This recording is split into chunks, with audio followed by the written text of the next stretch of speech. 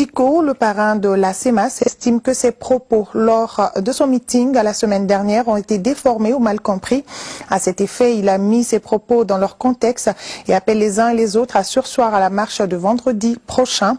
C'est au cours d'un entretien avec notre équipe de reportage que l'imam a donné plus de précisions. Nous l'écoutons au micro de Tamsir Diabati. Imam Mahmoud Dicko, bonsoir. Bonsoir. Vous avez tenu un meeting la semaine dernière au cours duquel vous avez tenu des propos qui ont fait beaucoup d'écho.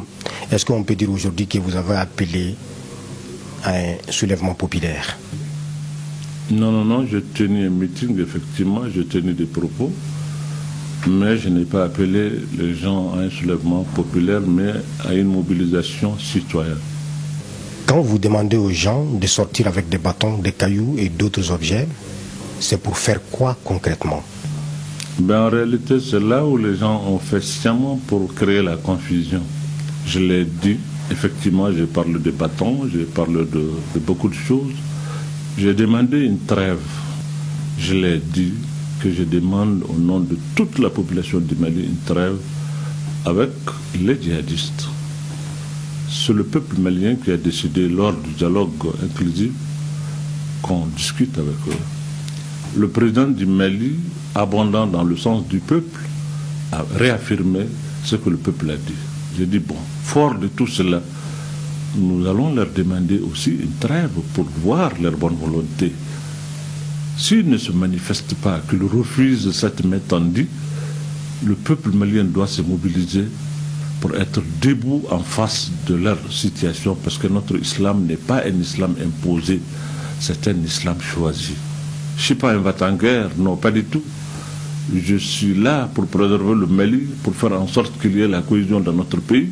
Mais quand je demande à ce que le peuple malien s'approprie cette crise, qu'on ne soit pas ici comme des gens soumis, qu'on soit debout, qu'on a tendu la main maintenant, s'ils refusent cette main tendue, que tout le peuple se mette ensemble, nous sommes 20 millions de Maliens.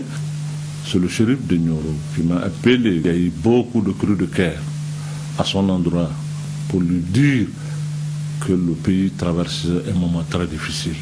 Il a été très sensible, il m'a appelé pour me demander de surseoir à cela, à sa demande.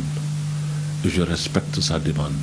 J'ai dit à tout le monde de respecter et de surseoir à travers tout le Mali, partout. Il faut vraiment surseoir à ça. Parlons de l'école malienne. Quelle lecture faites-vous de la crise scolaire aujourd'hui? Est-ce qu'il n'est-il pas temps que les enseignants reprennent le chemin des classes?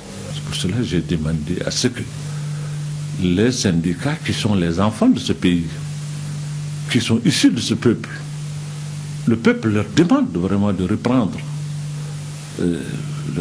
l'école et puis demande à l'État de trouver une solution. Et le peuple se met garant. Parce que si on n'y prend pas garde, c'est nous qui allons procéder certainement à la fabrication de quoi? De chômeurs, de brigands, de prostituées, de n'importe quoi. Parce qu'une jeunesse qui n'est pas éduquée, qui n'est pas encadrée, mais il faut s'y attendre à ce que le lendemain soit un lendemain sombre.